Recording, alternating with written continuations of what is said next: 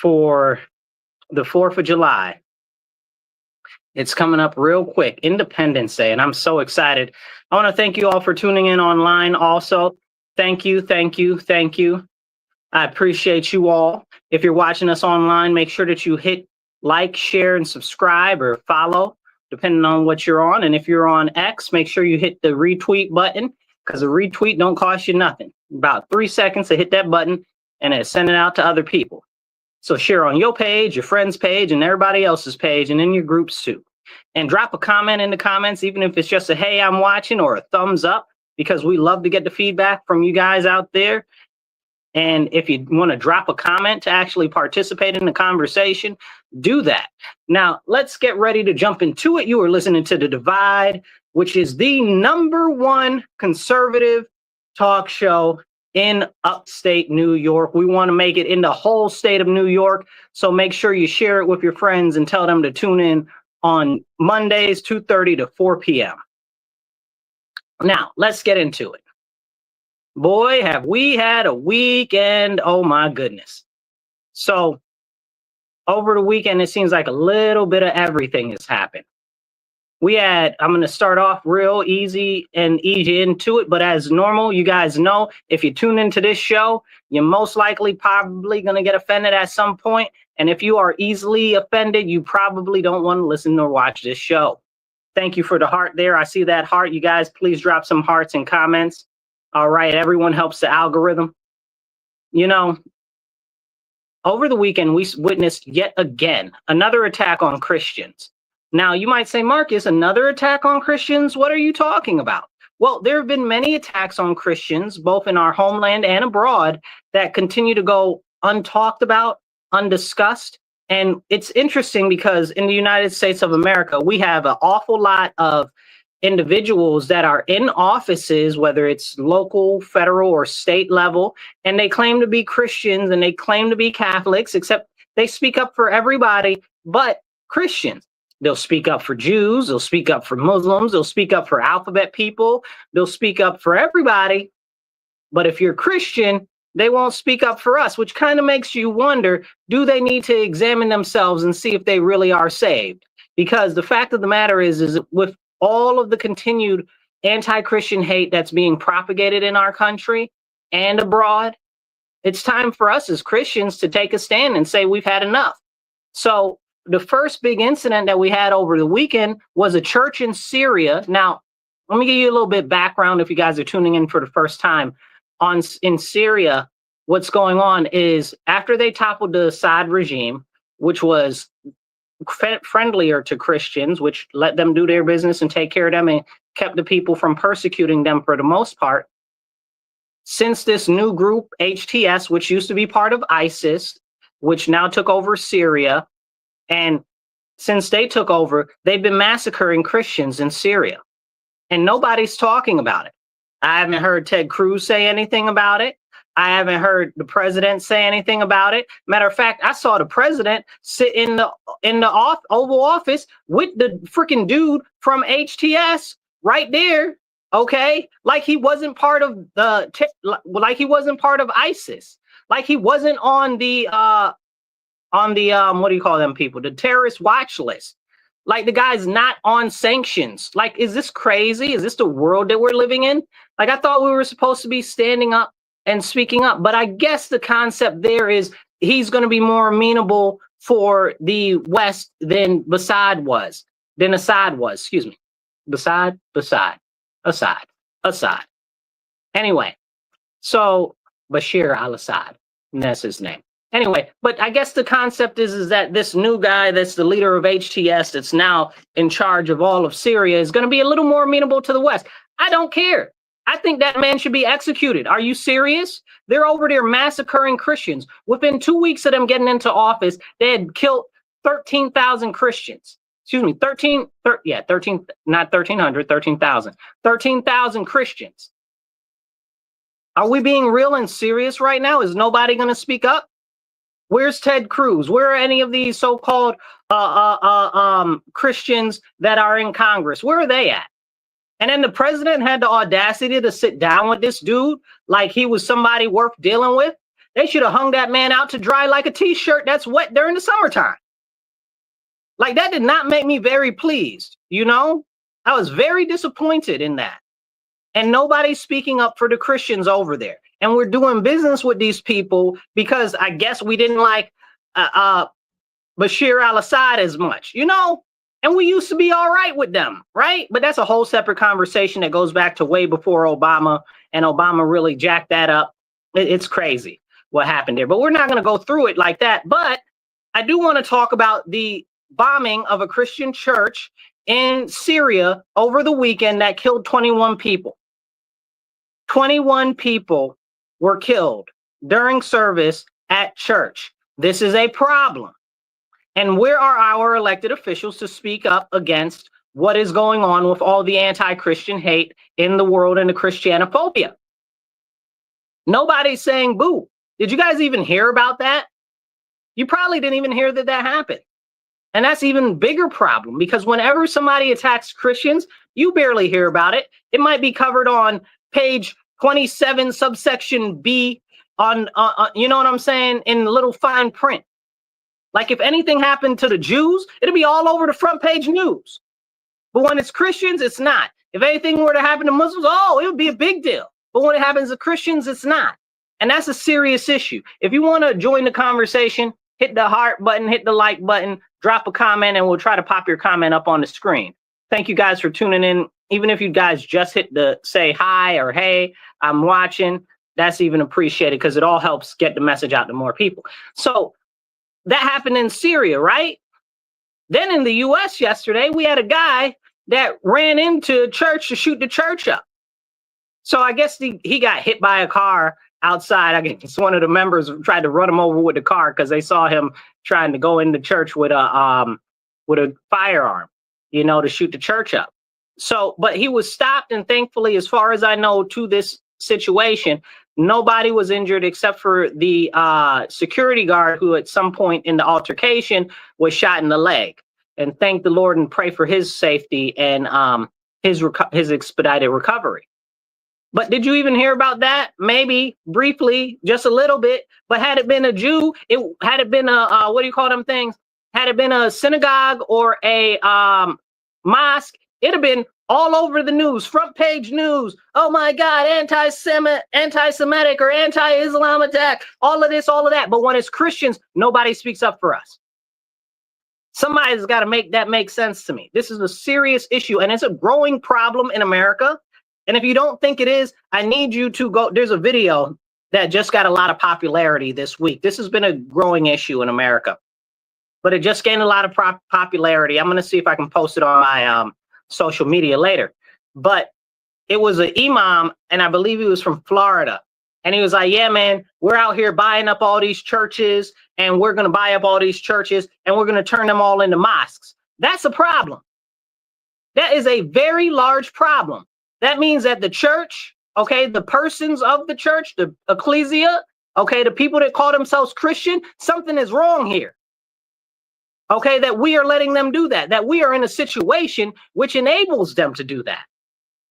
That means that we are feeling at our duty, and that we must stand up, and that we must return to righteousness, that we must repent and have our nation repent and turn back to the Lord our Father and his teachings through Jesus Christ. Like, this is serious, you guys. Like, the Muslims are taking over our country, and nobody is even talking about it hardly at all. But my issue isn't with them coming over here or even expanding their religion. My issue is with the church not combating that. As Christians, we shouldn't be going for that. We need to push back. Now, this imam from Florida said, not only are we buying up all the churches, well, let me tell you why we're buying them all up. We're buying them all up because 100 years ago, they came over into Islamic lands, and they tried to set up Christianity over there. And now we're just repaying the favor. Excuse me? Excuse me? Please get me started, okay? Restore the whole Levant, all of the Middle East, restore it to Christianity, okay? And North Africa. Don't play in my face like that, okay? The whole reason why the Crusades started in 1000 BC, I mean AD, was because of the Muslims killing up the Christians and taking over Christian lands. Okay? That is how that whole thing started. That's honestly how this whole thing started with Iran, but we'll get to that in a minute. But this is a serious conversation that we need to have. Like, they're trying to convert everybody and get them to switch over religions. And the dude was like, listen, we need to change these churches to mosques because eventually we're going to make them all Muslim anyway. Now, if you guys have been following what's going on in Texas, they're trying to make a Muslim-only city. Are you serious? Are you serious? If you're following what's going on in Dearborn, Michigan, this is also a problem there. Okay? And then they'll tell Christians, oh, we need to keep church and state separate, which isn't what the whole situation is. The whole situation with the whole church and state thing, and we've gone over it before, but the whole separation of church and state was in relation to preventing the government from having its own church, and that came from England, okay? Because if you're not familiar with the separation of church and state, what happened in England was King Henry, the eighth, okay? You know him, you might have heard of him. He liked to kill his wives off. He chopped off their heads and stuff like that and divorced them. And the Catholic Church said, dude, you tripping out, okay? You're going to be excommunicated. You can't be divorcing all of these women and killing them off and stuff like that. And he told the Pope, go stuff it in his stovepipe. And the Pope said, well, then you're going to be excommunicated. And the king said, what? You're going to do what to me? So King Henry took over all of the Catholic churches in England and changed them to the Anglican Church. That's why the Anglican Church ain't quite right to this day, okay? Because the head of the Anglican Church is the ruler of England, which is King Charles now, and he's a piece of work himself. If that's your religious leader, that's a problem. So that's what the Americans wanted to prevent, is they didn't want the government to have its own church and to be the law of the church, like as we see right now in Iran, which is a big issue. That's a serious problem. That's been a big issue from day one. And if we don't address these issues, we're not going to actually be able to move forward. And I say that as an issue because Christians won't stand up for our religion. Where are we standing up? I rebuke all of that nonsense. Like, y'all got to get up. Y'all got to stand up. Y'all just let these Muslims do whatever they want. You let the Jews do whatever they want. But when it comes down to Christians, Christians won't stand up. Excuse me. And then people want to talk bad on Christians. Get out of my face. Get absolutely all the way out of my face. Okay? Like, you playing with the wrong person. Drop a comment, hit a like, hit a heart, hit a share. Okay? And get this message out there. So this is really what I see is a failure of those who call themselves Christians and call themselves part of the church. If we're not standing up against anti-Christian sentiment and against Christianophobia, we're not doing what we need to be doing. And that's very, very problematic. If we're not fighting back against these people who say, oh, it's separation of church and state. They don't care about separation of church and state. They just want to make sure that Christianity is not propagated and that they can shut Christianity down, because that's the point. That's the point, to try to convert and move other people over to all of these other religions and to make them lose faith in the Lord in heaven above. They want them to worship all of these fake deities and devils and stuff like that. That's what they want. That's why they push all of this nonsense in society right now, like hedonism. Like, this is nothing but Baal worship, Dionysus, what do you call it? I forget what the other one is. All of this other nonsense where they're pushing all of these negative, very negative things into our society, distorting the image of humanity, telling you to do things like kill your babies. Now they want to kill the elders. Like, that's happening in New York State where I live. They're trying to kill off the elders now. They're calling it compassionate, but it's not. It's called MAIDS, medically aided induced death. And after they go for the elders, they're going to go for the people that are mentally ill and the teens that have depression and stuff like that. They're already doing it in Canada. Listen, don't take my word for that. Go look it up, man. I'm telling you right now. So this is a serious issue. But this is what they're doing. This is why they propagate debauchery and, oh, you don't need a man, feminism nonsense and stuff like that. That's why they're pushing all of this stuff on our society, because they want a society that's completely devoid of the righteous way, that's completely devoid of Christianity. And that's a serious problem. It's a serious problem. And we have to stand up and we have to push back against that. So whenever somebody tells you, oh, separation of church and state, tell them, shut up. Tell them, go tell the Muslims that or the Jews that. Tell them, get out of my face.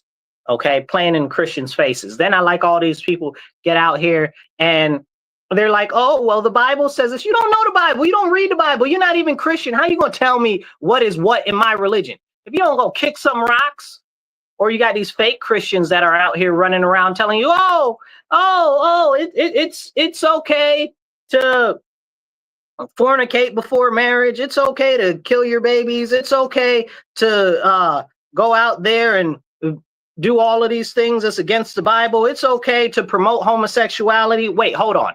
Promote homosexuality? Not just be homosexual, which is in and of itself is a bit of an issue, but you're promoting and propagating homosexuality and you're talking about you're Christian? There's something wrong with you. You are an evil monster, okay? And you are in the mind state of stuff that is demonic. Because there's one thing to commit sin. It's another thing to propagate sin and encourage others to sin. Okay, there's some Bible quotes about that I could give you. You guys know I know the Bible, but I'm not the best at quoting it directly. I tell you, go look it up. But essentially, it says that if you're encouraging other people to do bad and do sin, that it's doubled bad. Okay, so this is a serious issue. It's a serious, serious issue that we see every single day. People are promoting sin. They're promoting all types of lustful behavior. They're promoting all types of things that are not good for humans. But they tell you it is. You know, they tell you it's okay to be a lecherous dog. It's okay to go around and have sex with everybody. All of these things are propagated continuously over and over and over again in our society right now, even though it's completely against Christian values, and Christians allow it to let it go. And many of them don't speak up. And this is a serious issue. We got to speak up. We got to stand up, and we got to do it now, because later there might not be any time. Please drop a comment, join the conversation. Let's get in here. How do I put the comments on automatically? Okay. Okay, let's see. All right. So this is a serious issue, and we need to have a serious conversation. It's time for Christians to stand up and speak up, and not to let our country burn to the ground, because we've gotten so far. We've been blessed as a nation and protected as a nation because we are a Christian nation. And people say, oh, well, it's not a Christian nation. Lies. Don't listen to them. They are liars, and they are trying to deceive you, because either they don't know the history of our nation or they've been taught wrong. You know, Ronald Reagan has a great quote where he said, you know, our Democrat friends that know so much that isn't so. But it's not just the Democrats that know so much that isn't so. It's so many people in America that know so much that isn't so. Like everybody right now is commenting on what's going on with Israel and Iran and stuff like that. And again, you got a lot of people that know so much that isn't so. That's why on this show, I'm glad that I have this time to have real serious conversations with you guys about topics that are very so much important. Because those are the type of conversations that we need to be having every single day. But so many people are filled full of terror to actually talk about important conversations, because they're scared that somebody else will say, oh, well, you're talking about this and my feelings are hurt. Or they're all like, oh, well, you're not being PC, so there will be consequences or whatever. Listen, I'm going to tell you right now, at some point, they're going to start loading us on trains and start killing us off. So you better start speaking up now, because there won't necessarily be a later. And I stand by that 100%. That's why I speak up so hard now. Eventually, at some point, I'm going to go meet the Lord, our Father in heaven. And what am I supposed to tell him? That I saw all of this evil and I didn't say anything? That I saw all of this evil transpiring and people doing wrong and I didn't try to speak up? that I saw all of what was going on and being done to my people, and I didn't say anything or do anything about it or try. That's the other issue. So everybody right now, a lot of people that claim that they care, that really truly are not happy with what's going on, refuse to get active. Now, how do you refuse to get active if you see what's going on and you don't like what's going on? You're like, oh, well, I'm busy, or oh, well, I've got my kids, or my work, or my this, or my that. Okay, but do you see these crazy people that want to burn down our country? And people be like, oh, well, they're paid. Not most of them are not paid, y'all. Most of them are not paid. Don't let somebody use that as a cop out to distract you. Most of those are everyday people, okay? And they're out there talking about death to America, down with America. There's no solution but an intifada revolution, which is to overthrow our government in a armed conflict. Okay, they're fermenting revolt in our nation. They're attacking our police and our military people, largely for foreign causes and foreign interests. They're marching through our street with Hezbollah flags. Like, is this for real? Is this serious? And we're just going to allow that to go on? And we're just, oh, well, I'm going to sit home because it's not affecting me or impacting me now. Until it does, right?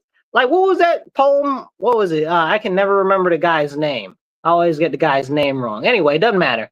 That poem, the first they came for, okay, the priest that was from Germany, or maybe it was from Austria, it doesn't matter. From World War II, first they came for these people and I didn't say anything, and then they came for somebody else and I didn't say anything, and then they came for me, and there was nobody to speak up for me. Well, that's exactly what happens. And I'll give you the greatest example that I can, what happened on college campuses.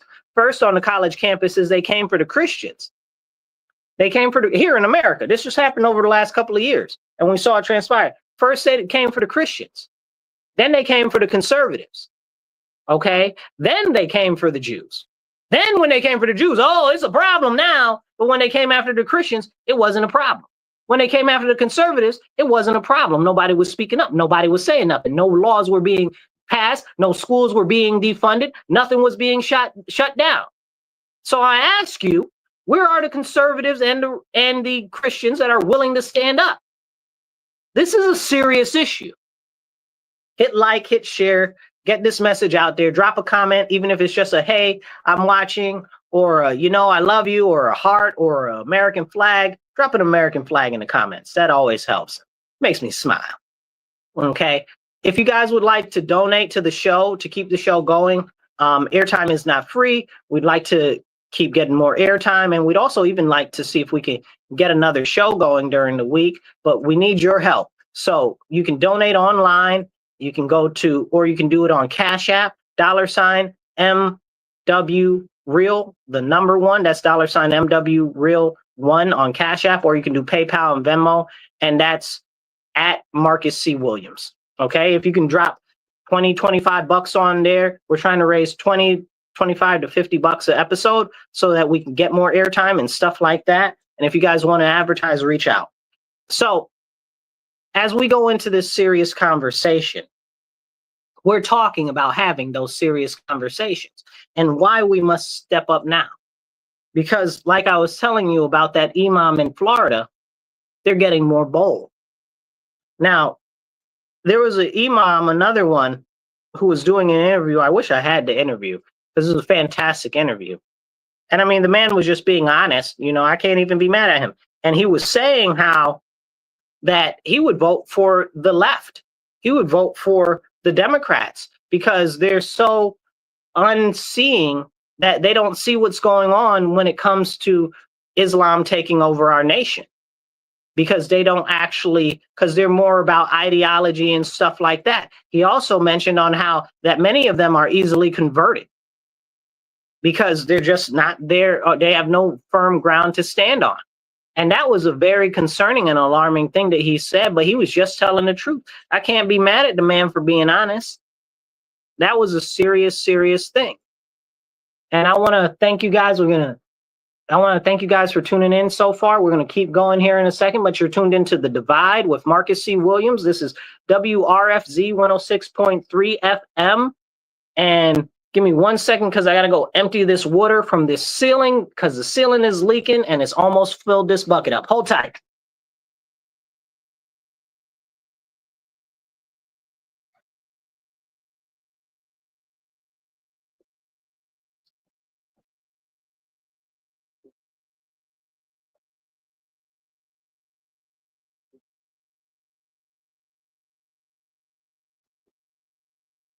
All right, I have no clue what to do about that, but somebody's going to figure that out. So thank you for staying tuned in with us.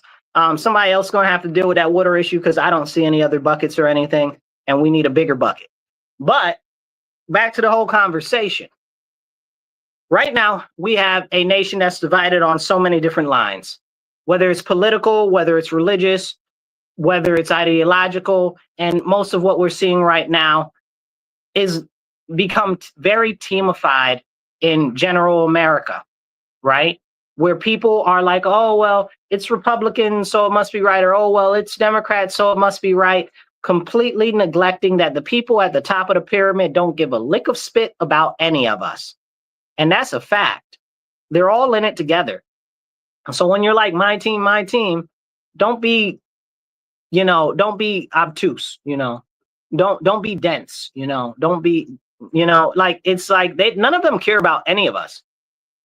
At the top level, they all go to the same parties. They all are married into the same families. They all go to the same places on vacation. They all go to the same meetings. They all got the same bankers. Like they all gone to the same Ivy League schools. They're all lawyers, all of this stuff. They're all members of the same groups. Like, I don't think we're being serious when we're like, oh, my team, well, it's Republican, so it's wrong, or it's Democrat, so it's wrong. Now, I'll be very transparent. I believe that most of the stuff that the Democrats do is completely out of sorts compared to where they used to be even a couple of years ago. Pre-Obama Democrats were much better than where we are right now as far as philosophy and the stuff that they stood for and the plans and the directions that they were trying to go. But after Obama, they just kind of went like way far left. That's why there are so many people right now that would be considered traditional Democrats that are now said to be Republican. And I'm like, most of these people aren't even Republican. They're clearly Democrats, but they've been kicked out of the Democrat Party because if you're not in alignment with them on the 50 million things, if you just say, well, don't say that you support government takeover of the schools and doing everything for children, but you don't support them having alphabetism in the schools. Don't say that, because then you're going to be out. Oh, well, maybe you support everything else, but you don't support the green agenda. Don't say that, because then you're out. Maybe you support everything else, but you don't support Ukraine. Oh, don't say that, then you're out. You know what I'm saying? Like, and this is where the Democrat Party has moved to. But at least with the Republicans, there are a number of grassroots efforts to change the Republican Party and to move it back to focus more on the people. That's why you're seeing a lot of these representatives, especially on local levels, that are Republicans standing up for the communities that they live in and standing up for the people the way that it should be, because there is a resurgence of actual real Republicanism and foundational Republicanism and conservatism, which is what we need to get back to as a nation, which was what we fought for in the, we just celebrated Juneteenth, like that's what we fought in the Civil War for. This is a problem. This is a serious problem. Where we are right now is not a good space, but I'm glad to see that many of the Republicans are starting to stand up and actually speak up for the people, even if it is to buck their own party. Now, when it comes to the Democrats, nobody inside the Democrat Party will buck anybody in their party, and they just say insane stuff all day long. And it's very concerning. And I wish and I wait and I hope and I pray every day that more Democrats will start to stand up to the Democrat Party, but they're not.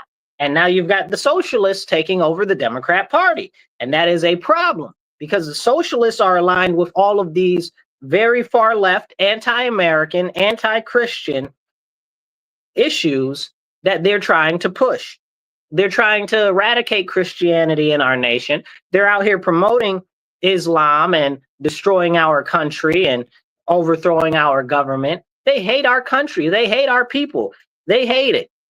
And people be like, oh, well, that's just the government. They're mad at the government. No, they're saying death to America. They're marching death to America, overthrow our country for foreign interests. They're marching out here with foreign flags, hand in hand, lockstep.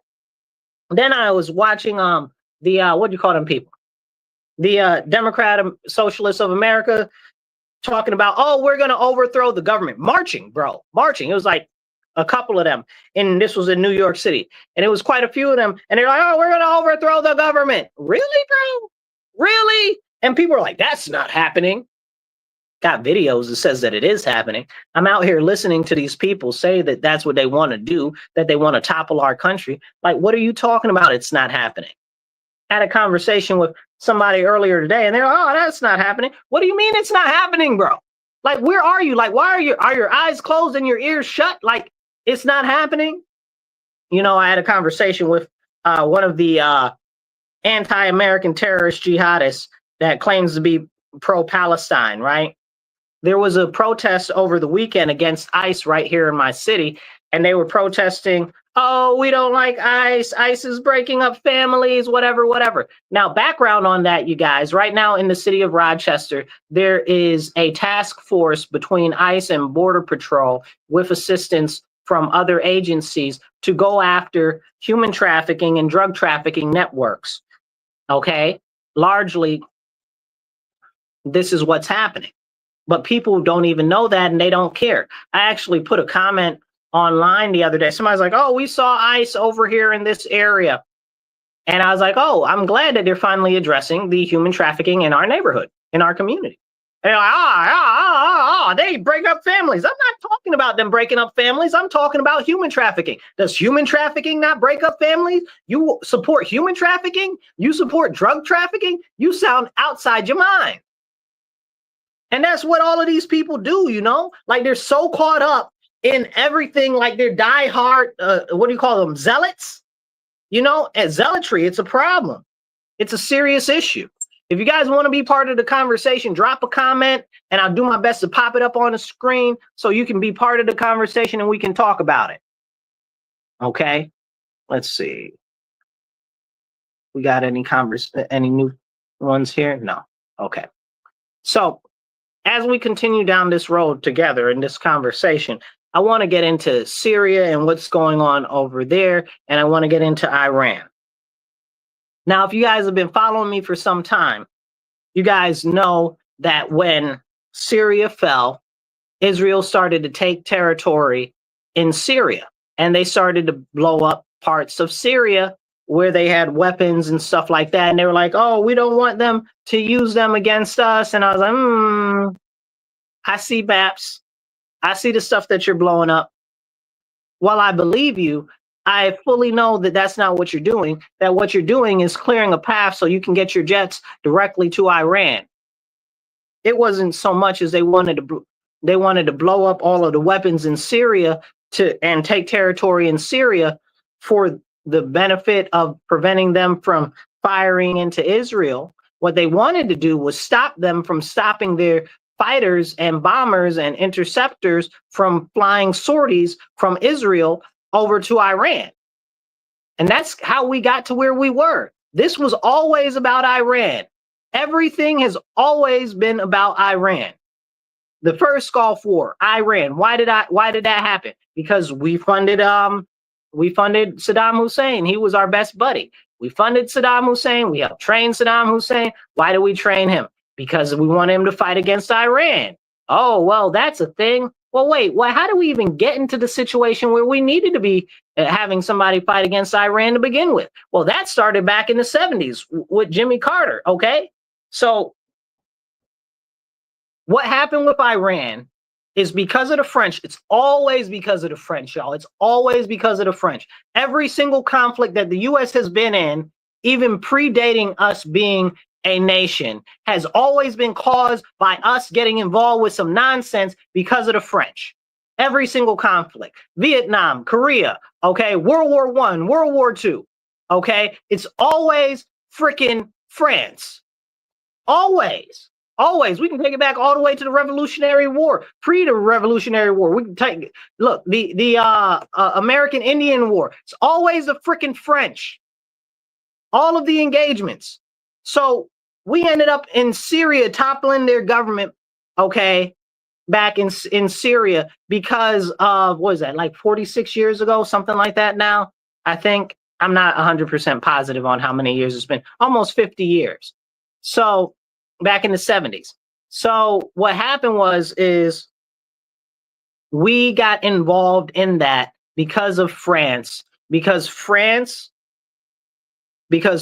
was over there doing some oil shenanigans, okay? And the British were over there doing some oil shenanigans. And a lot of the time it goes back to oil. You guys already know how it happens.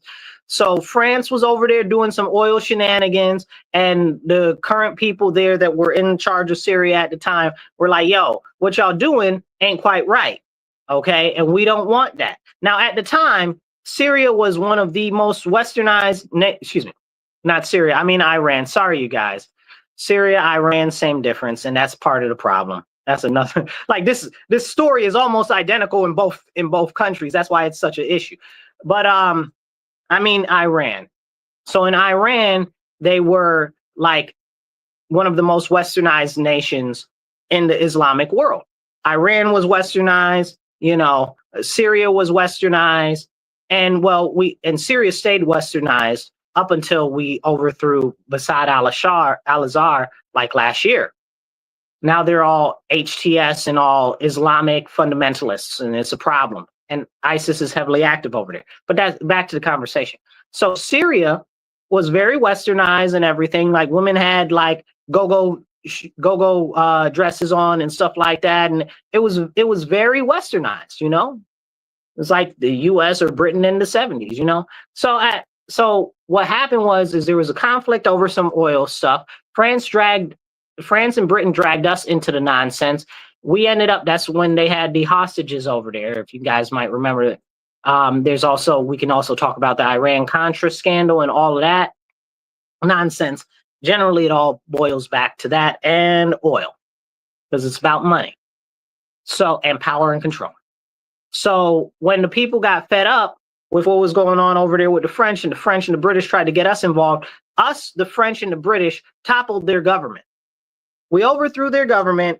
We installed the Shah of Iran, and now his son is trying to come back. That's crazy. We'll talk about that in a minute. But we overthrew their government, and then what happened? We put the Shah in, and the people didn't want the Shah there. So they overthrew him because they saw him as a puppet of the West, of imperialist dogs, or whatever the heck it is that they say, you know. So they kicked him out. And then we ended up with the Ayatollah. That's how we got in this situation right now.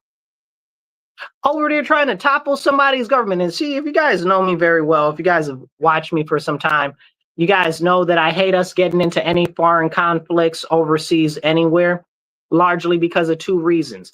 People call us an imperial country or a colonizing nation, but we're not. And that, for me, is a serious issue. I wish we were imperial. I wish we were colonizing people, but that's not what we're doing. We're overthrowing governments and installing puppet governments. I don't want that. I don't want my people to die for emptiness. And then we can't even have our military get any spoils of war. That's wrong. That's egregious. That needs to be changed. Any soldiers or military men should be able to get all of the spoils of war that they can carry to bring home. That's the way that works. That's the way warfare has worked forever. That is the whole point of war. Okay. Anyway, but the issue is that they say that we're an imperial nation, and we're not. We're not taking territory in these countries, y'all. And that's my big issue. Why are we blowing up Iran? We about to take over Iran? No, we about to replace it with another puppet dictator. I'm not down with that. Unless Iran is about to become part of the United States, we shouldn't be having that level of involvement. That's just my personal thought. Now, people will say, oh, well, Iran has been threatening us for years. Yeah, because we overthrew their government. Hello? Hello, is this thing on? You know, like, are you guys really listening? Well, why are they mad? You know? It's so disgusting. It makes you want to spit, man. I'll tell you what. And this is the problem. This is the whole problem. If you guys want to be part of the conversation, drop a comment, hit like, hit share, okay? And please, if you guys can, we're looking to raise $25 to $50 each episode so that we can get some more airtime. You can donate on Cash App, $MW Real, the number one, that's $MW Real, the digit 1. Or you can do Venmo or PayPal, and that's at Marcus C. Williams. If you even just drop 20 or 25 bucks there, that'll help us get to the goal. Please make it happen. So as we have this conversation, this is serious. We overthrew their government. That's why Iran is mad. Okay? They try to make it about, oh, Islam this, Islam that. Again, this is not what the reality is. We overthrew their government, so they're mad. But they hate us because we're not Muslim. And the real deal Holyfield about Iran is Iran believes that they are still the Persian Empire. And they want to get back their once great splendor. And I'm not mad at that. I understand that completely. I understand that completely. But that's why what a lot of people don't understand, why are they so hardline over there? Why are they so caught up on staying up and making themselves look strong? Because they think that they're the Persian Empire still, bro. Like, that's not, and Erdogan is over there in Turkey, and he thinks that he's the Persian Empire. That's a whole nother conversation. That's why they're always up to no good. Turkey always doing something, which is weird because I haven't heard anything on Turkey yet in relation to this Iran thing. And I think there's something up there. I got to go do a deep dive into that. So with this whole issue with Iran right now, over the weekend, after a couple of days after, let's say, so for like the last 2 weeks, I think we're coming up on, Israel has been bombing Iran, left, right, and center. They've been blowing up mostly military targets. Now, in the history of Iran, since the Ayatollah has come to power and chased away the Shah, has been very repressive. As you see, women are wearing full burqas. They beat people that defy their laws in the street and stuff like that. Okay, now, I'm not here to say whether that's right or wrong. I'm just here to say that the people feel very oppressed, and anybody that speaks out over there that is even that, because again, remember, like, this used to be a Western nation, you know, like females were out there wearing go-go boots and hot skirts. You understand what I'm saying? Maybe not hot skirts, but still above the knee length skirts. You know what I'm saying? Like, this is, so a lot of people still remember that was just the 70s. So they try to speak up and they get shut down. They get shut down, they get persecuted, they get sentenced to jail. You might not never see your family again. Your family might not never see you again. You know, they snatch people off the streets. Like, over the week that Israel has been attacking Iran, they shut off the whole internet to the country. They shut off the whole internet to the country, talking about, oh, well, Israel is using the internet for counterintelligence programs against Iran. First off, they're probably right. Secondly, you shut off the telephones for everybody.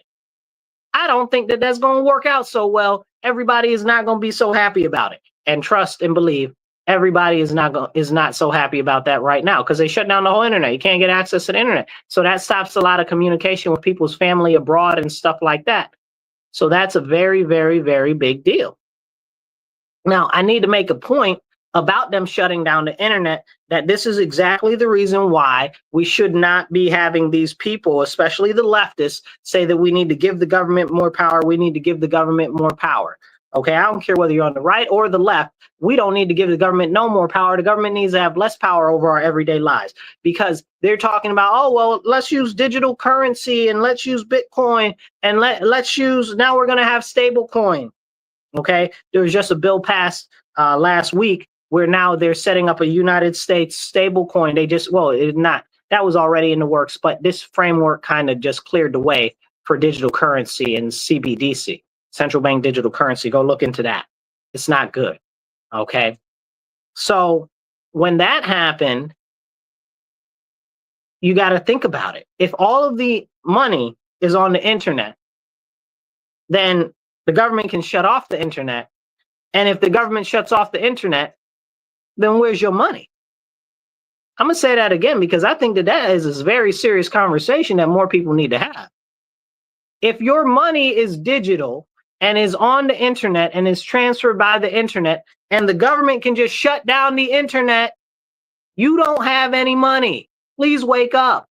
So as they push us to digital currency or using like tap to pay and stuff like that, and trying to get us away from cash in the US, understand it's game against our citizens.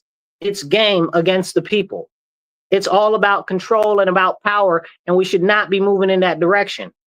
Like I said, you can have all the digital currency you want. If they control the internet and if they control the electricity and they shut either one down, you don't got no money. What you about to do? You won't be able to spend. You won't be able to buy. You won't be able to sell. Hello. And this is what we have going on with Iran, where you see that a oppressive government decided that it was best to shut down the whole internet for their whole country. Make it make sense, you guys. Make it make sense. So this is what we don't want in America, and that's why I stand up against these issues.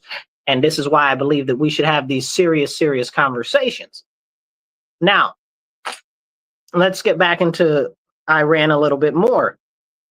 So with the situation with Iran right now, after they shut down the internet, Israel has been bombing them. Now, according to Israel, whether you believe it or not, Israel says that they're bombing only military targets. Now, I already told you that there are a lot of people in Iran that are not happy with the regime. So we've got a couple of different segments of people. You know, everybody's very hopeful that it's the people that want to be more softer and not the hardliners that take power. What we have seen in Iraq, in Libya, in Syria, in Afghanistan, we overthrow these governments, and then the hardliners automatically step in. And this isn't like a new thing. This is something that's been going on for decades. I mean, you can even take it to South America and look at what the governments we toppled down there. You know, they always end up with some guy in there that's that's all crazy totalitarian. You know what I'm saying? Like, we very clear are not good at regime change. We need to reconsider what we're actually doing when it comes to regime change. Hit the like button, hit the heart button, drop a comment, even if it's just a thumbs up. Join the conversation and drop a comment, and I'll try to pop you up on the screen. All right, now, here's the deal. As we walk down this path together of what's going on in Iran, after all of the bombings that happened in Iran to the different military facilities, crippling their missile capacity, according to Israel, on the first strike, they took out like 2/3 of all of Iran's missiles and launching capabilities. Then also in the first step that the Israelis did is they took out 9 out of 10 of their nuclear scientists all in one night. Before the whole thing engagement started with Israel, they killed 9 out of 10 of their nuclear scientists all in one night. You know, because you can rebuild things, but knowledge, if the people are alive with the knowledge, you can't take that away, you know? And so that's an important thing. It's also important why you read and you learn and you get skills and stuff like that, so it can't be taken away from you. But this is a thing that not a lot of people know. They killed almost all of their nuclear scientists while they were asleep in their bed at home. So that's a serious issue for Iran, not for us. Like, that's a good thing, you know, depending on how you look at it. But that's what Israel does. They be doing stuff all the time. Then they blew up all of their missiles. Okay. Then they blew up some other military installations. Okay. Then they were like, oh, US, we need you to blow up these nuclear facilities that they've got, and da-da-da-da-da, you should be helping us, da-da-da-da-da, ba-ba-ba-ba-ba, whine, cry, tear. And the U.S. is like, nah, we're good because you just undermined us trying to make a deal with Iran. You know what I'm saying? And Israel's like, but, you gotta help us, because that's what they always do. They always start some trouble and then demand that we help us. Okay, first they'll start with the puppy dog eyes, and then they'll be like, well, if you don't, we're going to make sure something happens to you. I don't like when Israel gets like that. I don't like how they do a lot of the stuff that they do. But when they get like that, that make me want to throw hands. How you going to tell me that you're going to do something that something's going to happen to the U.S.? Is that a threat? You understand what I'm saying? Coming out your neck crooked like that. But anyway. So Israel's like, yeah, we need you to blow up their stuff or whatever. And our president is still kind of mad, like, listen, Netanyahu, the only reason why you did this was because you saw that now was the time for you to do this, because you might not be able to if we actually get a peace deal done with them. Now, here's some background on that. Now, Trump and Iran were close to getting a peace deal done, but Iran was over there acting up. And I don't give the full credit to Iran for acting up. They were acting up because of Israel. Because Israel was over there doing stuff, and they were telling the US, oh, you better get Israel. US can't get Israel. Nobody control Israel. Israel do what they want. Okay, specifically Benjamin Netanyahu, who launched this whole campaign against Iran because he was almost pushed out of power yet again. He's very unfavorable in Israel right now. Very unfavorable. They keep trying to get him out of office, and he keeps surviving by the skin of his teeth. He's like Noriega, you know what I'm saying? Like, he keeps surviving by the skin of his teeth. Before October 7th, if you guys will remember this, you probably don't even know what happened. But before October 7th, they were in the streets pushing to get Netanyahu out of office. This is a real thing. You can go look it up. You can still find this up. Even to October 6th. And then what happened? What happened? There was a massive attack that shouldn't have been able to happen that happened in Israel. Magically, at the greatest of times, just when Netanyahu needed it to stay in power. Make it make sense and consolidate power. Make it make sense. Then he survives basically what would be considered a no confidence vote, and just barely survives that. And then essentially the day after or 2 days later, he attacks Iran. Just in time. Just in time. Now, from the information, it says that they've been planning a lot of this since 2002. That's mad long ago, y'all. That's 23 years ago. So they've been planning a lot of this since 2002. That's a long time to be planning and putting this stuff into existence. So they've been planning and planning and planning and planning and planning and putting stuff together and putting in networks of spies and all of this and all of that. And let me tell you, it was honestly an amazing military and intelligence operation that Israel pulled off in Iran. It's amazing. That needs to be studied. That was great and fantastic. Honestly, it was amazing. I cannot be but anything in awe. Like, that was really well done. But it shows you a couple of things, and I believe we need to be very concerned about that in the US, that when these other foreign countries put sleeper cells in your nation, okay, that are ready to be activated at any time, that they can cause massive and extensive upheaval in a very short period of time. And that's exactly what happened in Iran. And we need to be looking out for that here in America, because Iran had these people trained, okay, Islamists in the US to attack the US. We know that Hezbollah is in the US. We know that they have all types of weapons inside of the US, and they're just waiting for the order or the opportunity to go and start attacking American citizens, which I am very concerned about might happen soon.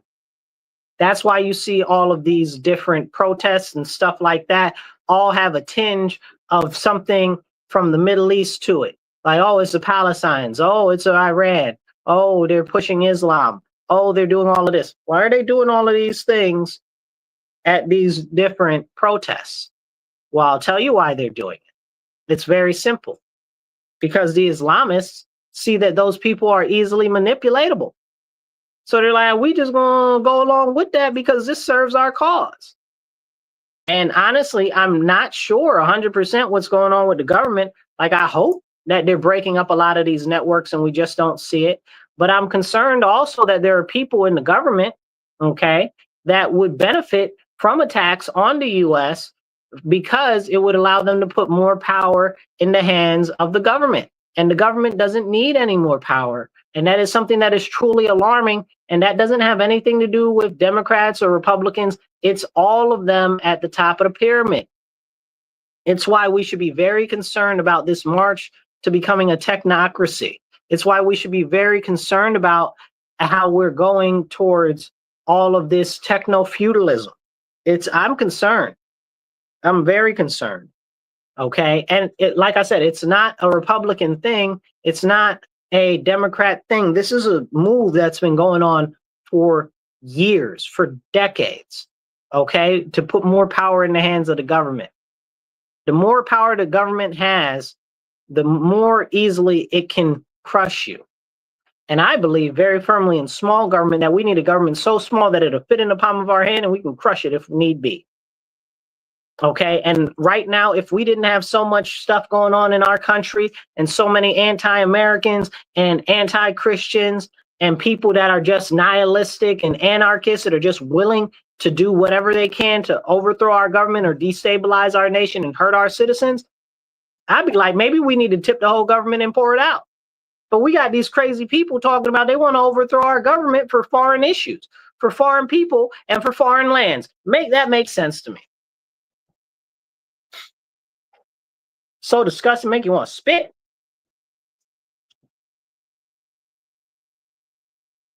And this is the real problem, because nobody wants to have those real conversations when we desperately need to be having these conversations. Now more than ever, these conversations are very important. Hit the like button, hit the heart button, hit share. If you're watching us on Twitter, hit retweet. It don't cost you nothing to retweet. Hit the retweet, hit the share. If you're on Facebook or wherever, LinkedIn, whatever, share it, get it out there. We need to have these conversations. These are important conversations to have.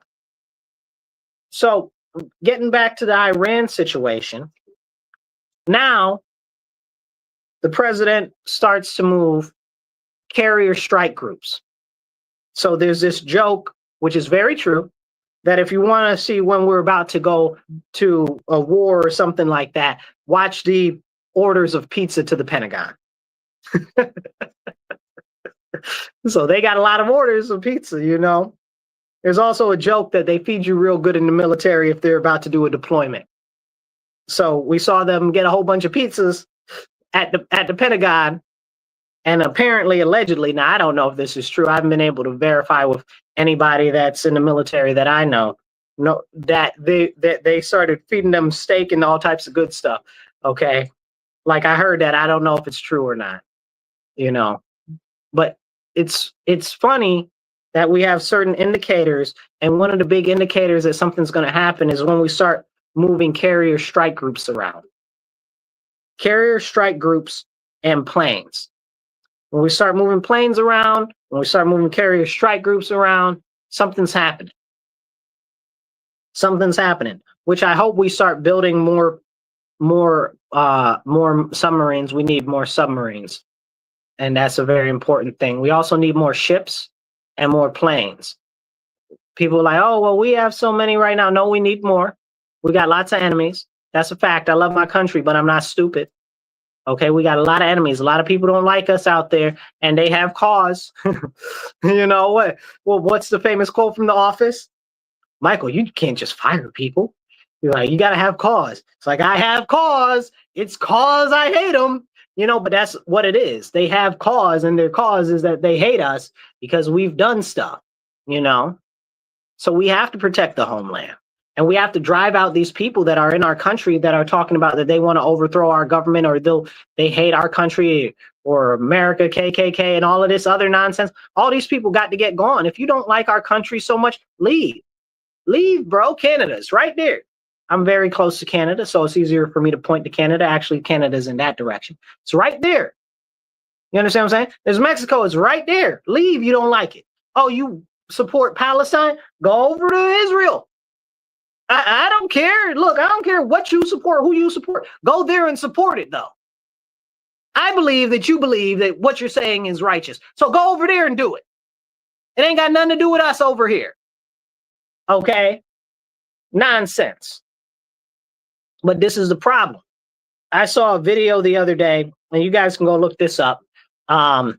They had these people from Europe, inspired by Greta Thunberg, to go over to Egypt and start protests in Egypt against Israel and what's going on with them in Palestine.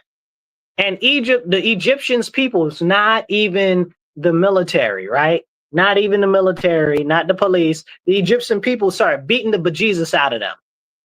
Okay, they were like, you're not about to do that there. And people were like, well, how come we can speak against that in the US? He was like, you're not in the US. because they forgot, right? Because they hate our country so much, but they love to take advantage of the freedoms and stuff. And they think that they're so self-righteous that wherever they go, they should have the same stuff. That's not how the world works. Hello, rude awakening. Okay, rude awakening to those people. And they don't get it. And they don't appreciate what we've got in our nation. And so many other people do appreciate what we've got in our nation. That's why they want to come over here and become citizens. That's not talking about these people that are here illegally or these other people that are here as insurgents or any of that. Drop a comment if you want to be part of the conversation. Hit like, hit share, get this message out there. And if you're listening to us on the radio, make sure you tell your friends, family, and your enemies up the street. Tune into The Divide, Mondays, 2:30 to 4 p.m. on 106.3 FM, Rochester Free Radio. So as we go into this conversation, just put hi, put hey, I'm watching in the comments. So as we go along this conversation here, and we're having an important conversation. So after we see the troop movements with the deployment of the carrier strike groups and the refuelers and the stuff like that, we see that our bombers take off. So then our bombers take off, and then last night they blew up Iran's nuclear facilities. So they blew up Iran's nuclear facilities. Now they've been saying for years, oh, Iran is a month away from getting a nuclear weapon. They're a couple weeks away from getting a nuclear weapon. They're a year away from getting a nuclear weapon. This has been going on my whole life. And as far as I can tell, this has been going on for decades. So, I mean, and Netanyahu's been saying that as long as I can remember, since I've been little, that, oh, they're going to have a nuclear weapon. So they ain't had a nuclear weapon yet. What are you talking about? Now, I'm not saying that they don't have the capacity or the ability, okay? I'm saying that they don't have one. So a lot of what you're saying seems to be kind of a moot point. And they're like, well, we don't want them to get one. And I'm like, is that really everything that's behind that? No, I don't think so. It doesn't sound quite right. But it's very interesting because, you know, they're trying to create nuclear power because most of their stuff is powered by refineries, oil, and natural gas. And I believe they also have some coal, but not a lot because they mostly are oil people. You know, use your greatest resource. Now, this is real and a serious conversation that we're talking about now and getting into because they export a lot of oil and natural gas. Who gets most of the oil and natural gas from Iran? China. China gets the majority of the oil and natural gas from Iran. Actually, they get a lot of it from them. Some say that it's somewhere between 70 and maybe even up to 90% of the oil in China comes from Iran. Now, I think that's a little overzealous to say 90% because I know they get a good amount from Russia too. But I mean, shoot, even if it's 70, that's a lot. That's a lot. So with that being said, because they're selling it cheap because they're on a blacklist, they can't really sell it to hardly any countries. So that is definitely a benefit to the US if Iran is hobbled and they can't deliver oil to China. And I have to tell you guys, all of this is about China. It always has been. Right now, the whole issue with Iran is about China and punching China in the nose. We just gave China a very big bloody nose with this strike on Iran and us and Israel. You know, even though Israel is real buddy with China, and I don't like that, and I got a lot of stuff to say about that, and they give them a lot of technology that they're not supposed to have in China, all types of stuff. I'm not very happy with Israel's relationship with China, okay? And that's why you can't trust them. They only have their own best interests at heart, and I'm not mad at them because I only have America's best interests at heart. So if the Israeli government only has the best interests of the Israeli government at heart, I'm not mad. So here's the deal. With China having issues now with the oil, there are two other big, massive projects that were going on over there in relation to the Belt and Road Initiative. If you're not familiar with it, please go look up the Belt and Road Initiative. I don't have enough time to explain it today, but I've talked about it at length before.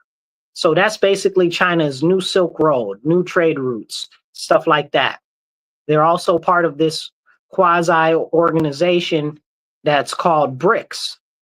You know, Brazil, Russia, India, China, and it's the BRICS Plus nations. And now there are more nations with them. I believe it's 18 to 24 altogether.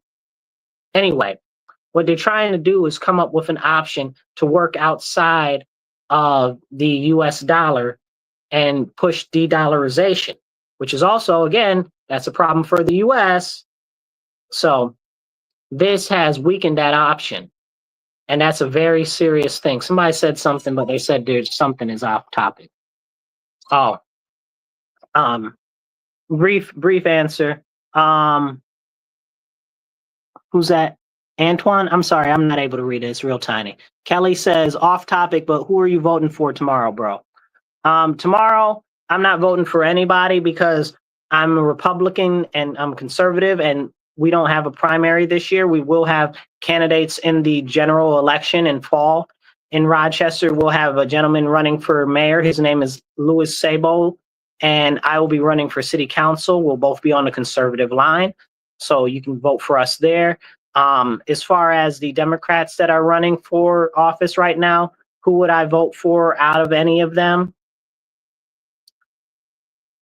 I couldn't give you an endorsement on any of them if I wanted to, but there are some that I definitely would not vote for. Okay, 100%. Okay, Stanley is one of them because she burnt down our city. She's the one who concocted those riots. She really pushed for those riots that burnt down the Black communities and the Black stores during the Summer of Love. Many of you guys from other parts of the country that are watching now might remember that nonsense where you were or watching it on the television. So wouldn't vote for her. I wouldn't vote for any of them people that are endorsed by the Democrat socialists. Okay, can't nobody on that list be up to anything but no good because of who they associate with. Okay, that's a problem. I don't even remember all the people on there, but any of them people on there that they're endorsing, they're a serious problem. Those are the people I wouldn't vote for. And there's one other person, I'm not going to say her name out loud, but she don't like Black people, Black Americans, because I guess she's foreign and she looked like a Black face and she on the mayor's team, but she don't like Black Americans.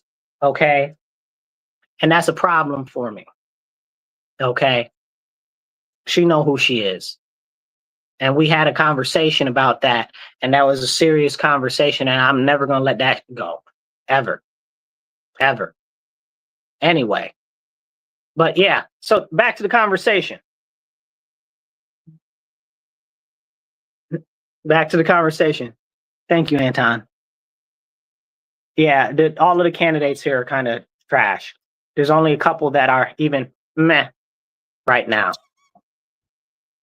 So be very cautious in who you vote for. And that's hard for me to say because I know a lot of people want to vote for the lesser of the evils. It's hard. Just don't vote for anybody that's endorsed by the Democratic Socialists of America, by the DSA, or by Metro Justice. Don't vote for none of them people. Okay. Both of them don't want nothing good for our city, but they want for themselves and they don't care about us. And they're pushing socialism, which inevitably hurts Black Americans and those that are in the working class and in poverty. So that's my statement on that. But anyway, back to the conversation. So now with the whole situation with China and their Belt and Road Initiative and stuff like that, that runs through Iran. And they were working on a massive canal project, okay, to bring in a lot of the canal deeper into the, what do you call that? I forget. There's the rivers and the lakes in Iran. I forget, but it doesn't matter. They're digging a massive canal to help connect better so that they can avoid having to go through and do trade through other regions that were more so Israeli or US controlled type of areas. And they were like, okay, so we're going to do this here and it'll be good. And they also have a train and a railway system that they were working on with Russia also. Okay. And the US didn't want that to go down. So all of these strikes on them, understand that this is part of a much bigger issue that's going on. And it all has to go back to China. And people be like, oh, well, Russia's this, Russia's that. Listen, you guys heard Trump the other day at the G8, at the G7, excuse me, that he thought that Russia should be back in conversations and it should be going back to the G8, because if it wouldn't have never been pushed out of the G8, then they would have never had the issue that they had in Ukraine right now. And honestly, he's probably right. That's a fact. So we need to be very mindful of that. That's a very serious problem. That's a very serious problem that we have right now, because China is not got anything good that they want for Russia either. They don't want anything good for Russia, but Russia's more partnered and leaning to their direction because the US has pushed Russia in that direction, because they've desperately tried to come in alignment with the West, with Western Europe and the Western powers, the US included, okay, after the fall of communism in Russia in the Soviet Union. But they didn't want them. And that's been a problem. Like, they really tried to change. But I mean, hey, so they pushed them towards China, and now they're in alignment with China, but they're like, listen, we got to get away from these people. They're trying to take over the world. And if you guys don't know, China already says that it claims a lot of Eastern Russia, saying, oh, historically, that was part of our country. No, it wasn't. And then they're like, oh, yeah, now we're a Arctic power. You don't have any land near the Arctic. How are you an Arctic power? Well, we're a near Arctic power. No, shut up, China. Okay. They're full of malarkey. But this is the whole situation. And it's very important that we have that conversation, that all of this goes back to toppling the Chinese empire that is growing. Now, what you might not know about China is right now over there, and I don't have verification of this, but I've got enough places and sources that are saying that this is so. So take it with your ears as a grain of salt. I usually don't tell you that. I usually tell you go look it up. So know that this is a different type of conversation here. But a lot of the people that are in the know are saying that right now Xi Jinping is in a lot of trouble, and they're trying to push him out of office right now. So they're saying that different factions that are fighting amongst the CCP are trying to get him out of office, and they're holding his wife hostage and all types of craziness. I don't know how much of it's true. But I do know that we need him out of office, and we definitely don't need any hardliners in there. Again, we are bad at regime change. Okay, so that's a serious concern for me. If they get rid of Xi Jinping, how do we know somebody worse won't get in there? The previous guy that was in there before Xi, his name is slipping my mind. Zhang? I don't remember. But his name is slipping my mind, but he was better. He was better.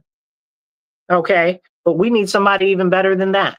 That's real kind of decent.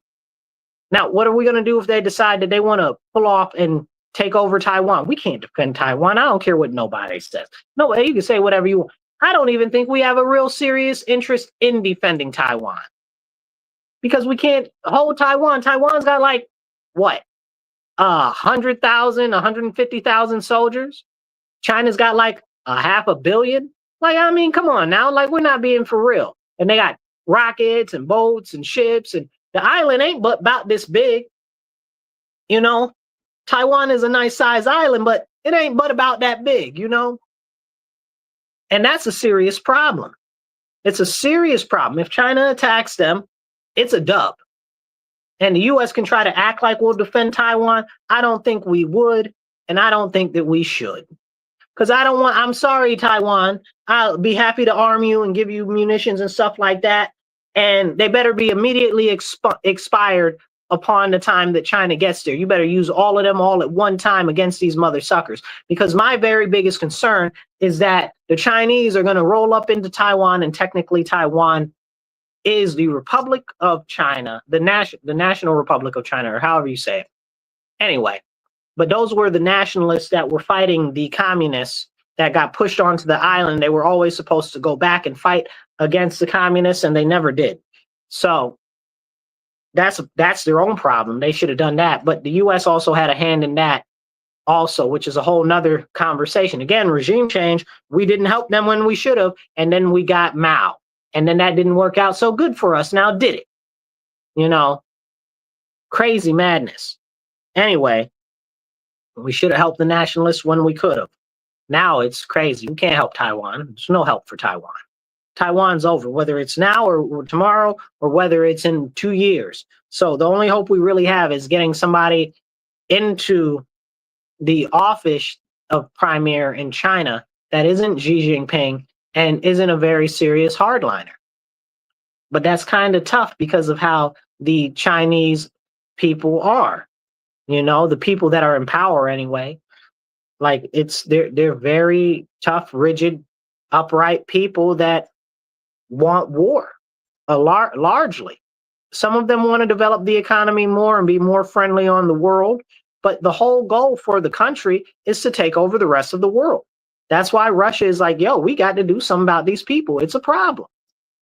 So again, this whole Belt and Road Initiative goes right through Iran. And this is them trying to create a new Silk Road. That was giving them railroad and everything they were trying to build right directly into what do you call it? Into Europe. There's a much bigger thing that's going on right now in the world. Okay. This is very, very, very serious right now. And we have to understand that it's a much bigger picture. So people are like, oh, well, it's Iran and we can't do this and we can't do that. I never supported us going into Iran in the beginning. But I did always know and did share with you guys that it would benefit us with China. Okay, because it would hurt China. And like I said, all of this, most of the moves that we got going on right now are about fighting back against China. Because China wants to take over the world. That's not like a hypothesis or anything like that. Go look it up. They actively have plans to take over the world, and they say it out their mouth. You know what did they say? When somebody tells you who they are, believe them? Like crazy. But people still don't believe. Same thing with these people in this country where they're like deaf to America and we want to overthrow America for socialism and stuff like that. Are you serious? Are you serious right now? Like, listen to those people. They're telling you exactly what they're about. Gotta wake up. So coming back full circle to the Iran situation, now we dropped all these bombs on their nuclear facilities. Were they making a nuke? Who knows? Did they have enriched uranium and stuff like that to make a nuke? Possibly. Who knows? Were they getting to the point where they probably could? Absolutely, 100%. 100%. So this is an issue. We dropped bombs on them now, apparently not less than a couple hours ago, maybe about 2 hours ago. They shot like 9 missiles into Qatar to try to blow up our base, or faint like they were trying to blow up our base. You know, I don't know what they was about to do with them 9 missiles. They weren't about to do a lot of nothing. But people are like all alarmists now. Oh, 9 missiles. Oh, only 9 missiles. Again, like I said last week, Iran ain't bust a grape. You know what I'm saying? Like, y'all been telling me Iran's so big and bad this whole time, and Iran hasn't been able to bust a grape this whole time that Israel been putting the bangs to them. I think they had like 2 missiles hit in Tel Aviv and 1 in one other place or something like that. All of these missiles that they launched, they ain't even launched that many missiles. Why? Because Israel put the bangs to them real quick. You decide for yourself whether that was a good or a bad thing. I'm just telling you the news the way that it happened. You understand what I'm saying? Like, this is for real, though. This is very, very, very important. This is very important. So now we've got all of these alarmists. Oh, we're going to go to war with Iran. I don't think so. I don't think so at all. But you know who I did see on the TV not too long ago creep out the shadows? The son of the Shah. Yep, the son of the Shah that got deposed from Iran, that was the leader of Iran for a little bit before the Ayatollah took power. He came up and he's like, I am forming a coalition government outside of Iran so that we can go into Iran and then we can replace them. But you guys got to go kill Khomeini and Ayatollah Khomeini and the rest of them so that we can move in there, and then we'll do good things. I don't know if he'll do good things or he'll do bad things. I know his daddy was all right with us, okay? I know that they were more westernized, but I don't know whether he'll do good things or bad things. I don't know whether he'll go over there and get beheaded, you know, because they got a lot of very serious hardliners over there. And I mean, 50 years of hardliners builds you up a good reserve of hardliners. Now, I guess just today, Israel blew up like a whole bunch of their Iranian Revolutionary Guard. I guess not a whole bunch, right? Because they got a couple tens of thousands. But I guess they blew up like a few hundred of them or whatever. Who knows? But this is something that's serious and it's going on and it's happening right before our eyes. Hit the heart button, hit a like button, drop a comment, join the conversation. You want to be in the comment? Drop a comment. I'll pop your conversation on screen and we can talk about it. So with that being said, people are sensationalizing that baby size attack on our people in Qatar, which did nothing. All the missiles were knocked down. Nobody was injured.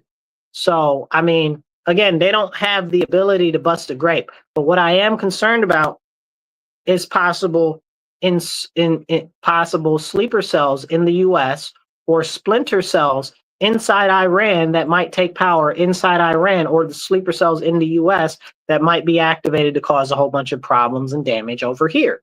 Okay?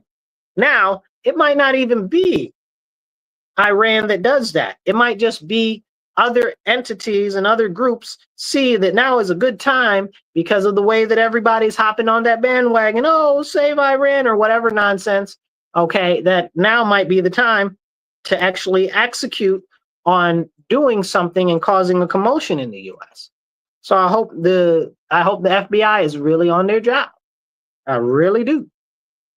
But this has also got to do with the illegal aliens and stuff like that. You guys saw that one interview with that guy on the border last year where he's like, oh, you don't even know who I am, but you're going to know who I am soon. Come to find out that that dude was like one of the head people of ISIS, not ISIS, Al-Qaeda. Crazy madness just came across our border. So who knows whoever else is across our border. And then they're definitely pushing weapons into our country and stuff like that. And I'm not even talking about China and the weapons that they've been pushing into our country. They got all types of batteries and stuff in the US that are secreted away that they can use to launch on us at any time. And I'm not saying that to make you scared. I'm saying that to make you knowledgeable. You know, to be forewarned is to be forearmed. But I want to tell you this, and I'm going to leave you guys on the radio with this right here. Last week, the week before last, Jamie Dimon, the CEO, you know, the money guy from Chase Bank, he got on the TV and he was like, everybody out here buying up Bitcoin, y'all need to be buying guns and ammo. That's what the money man said. So that means that he knows something that we don't know that's about to go down at some time in not too long from now, at least in the likelihood of things in the spectrum. So I think we need to pay attention to that. Thank you guys for listening to us today. You're tuned into The Divide on WRFZ 106.3. Tune into us every Monday, 2:30 to 4 p.m. Tell a friend, tell an enemy, and tell everybody. Make sure you share this. Hit the little retweet button. Okay, get this out to more people. Share it to your page. Share it to your group's page. Share it all over. And remember, stand up, speak up, and don't shut up. Take action. Be blessed and be well.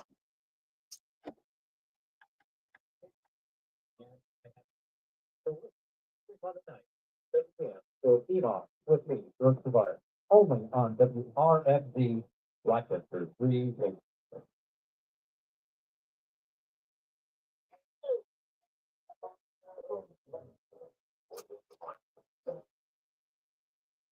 All right, you guys.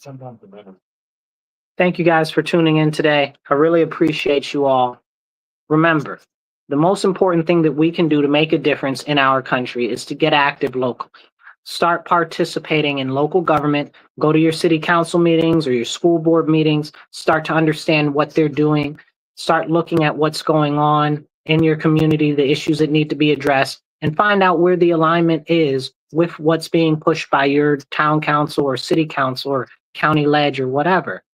Pick your specific issue, try to stay to that, whether that's school board or maybe fire district or even something that city council or the mayor might address.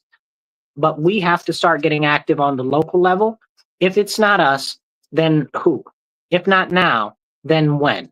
It's got to be now. It's got to be us. Nobody's coming to save us. Nobody's coming off a cloud. Nobody's coming out the ground. Nobody's coming in on a white horse. We got to make this happen.